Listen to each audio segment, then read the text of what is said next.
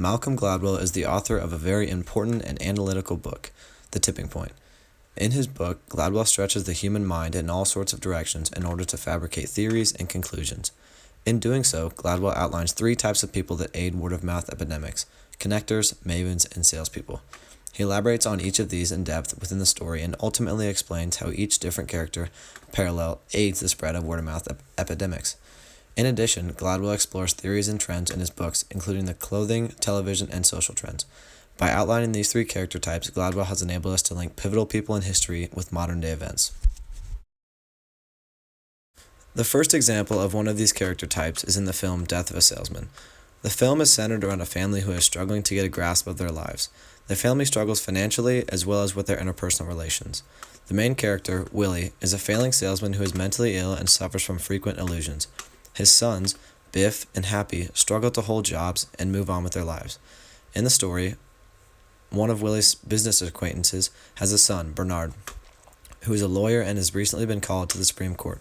Bernard is a maven and is an expert in knowledge. Bernard soaks up all the information around him in order to create the most compelling case. Bernard is constantly asking questions and analyzing responses in hopes of creating more information and conclusions. This aligns directly with Gladwell's description of a maven, someone who you go to when you have a question about absolutely anything. A maven is someone who makes change happen through information and ideas.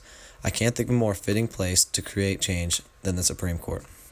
This picture is a lawyer, Atticus, from the movie version of To Kill a Mockingbird. Atticus is also a maven, a virtual slave to the law, studying it day and night. This picture is also symbolic because of the mentally and confused, ill people in the room. Many people think the character in the book, Bob Ewell, is delusional and mentally ill, similar to Willie Loman.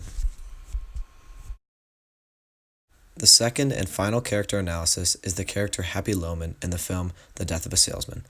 In the film, Happy has countless talents and gifts, one of which is luring in women.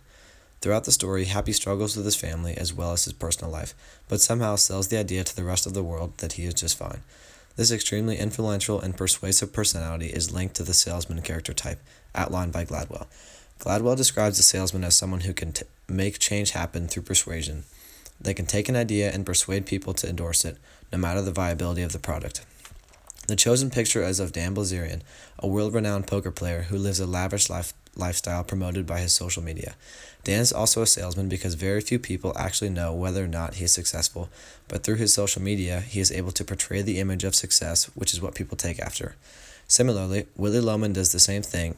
He doesn't necessarily provide accurate information, but through his persuasion skills, he is able to make you want to believe it, which is what makes him a salesman.